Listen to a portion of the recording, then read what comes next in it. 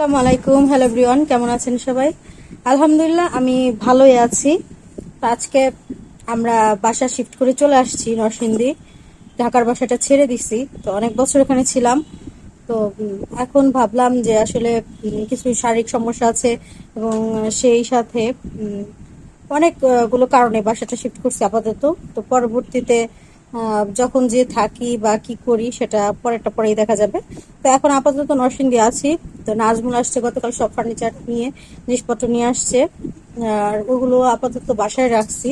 তো সবকিছু রাখা মানে সম্ভব হয় না, নিচতলা আর মানে টপ ফ্লোরে রাখা হচ্ছে সব, মানে ফার্নিচার কিছু কিছু করে রাখছি। তো একটা বাসা চেঞ্জ মানে আসলে অনেক ঝামেলা, কিন্তু এই মুহূর্তে আসলে আমাদের মানে কোনো উপায় ছিল না, যার ফলে আমরা আসলে চেঞ্জ করতে বাধ্য হলাম। তো আম, গতকাল খুব ব্যস্ত ছিলাম, এর জন্য কোনো আপডেট তেমন জানাতে পারি নাই বা কোনো ভিডিও করা হয় নাই। তা আজকে আবার ডাক্তার কাছে যেতে হবে, কাজ শেষ না করতে করতেই, কারণ এক সপ্তাহ আমার ইসিজি করানোর কথা ছিল এক সপ্তাহ পরে, যেহেতু হার্টের সমস্যা একটু দেখা দিচ্ছে। তো এর জন্য ইসিজি করে দেখবো আজকে রিপোর্ট কেমন আসে। তো গত সপ্তাহে করেছিলাম, তখন বলেছিল একটু সমস্যা আছে, এই জন্য ওষুধ দিয়েছিল। তো আজকে আমি ইসিজি করতে যাব, আম্মুর সাথে যাব। আম্মু মাত্র স্কুল থেকে আসলো, তো দুজন একসাথে যাব। তো নাজমুলে খুব রেস্ট নিবে, ওর নাকি পর্যাপ্ত ঘুমের প্রয়োজন। আর ঢাকার যখন বাসায় ছিল তখন ও মানে এতটা ঘুমাতে পারে না, সব ফার্নিচার সব জিনিস মানে ও নিজে গোছিয়ে নিয়ে আসছে। তো ও যখন মানে এগুলো সব নিজে গোছিয়ে নিয়ে আসছে, সে তো আর একটু কষ্ট বেশি হয়েছে, যেহেতু আমি সাথে যেতে পারি না, একা একা করছে সব।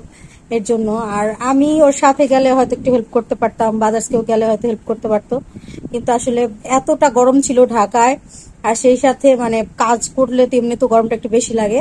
তো এর জন্য পর্যাপ্ত গরমের কারণে আসলে ওইভাবে কাজ টাজ করা যায় নাই আর কি। মানে আমি কোনো কাজ করতে পারি নাই, আর ভালোভাবেও কাজগুলো করা যায় নাই। তো ও যেভাবে পারছে আর কি সব গোছিয়ে নিয়ে আসছে। আবার আজকে যে ডাক্তার দেখানো ডেট, এই সময় আবার যাব, আমি আম্মু যাব।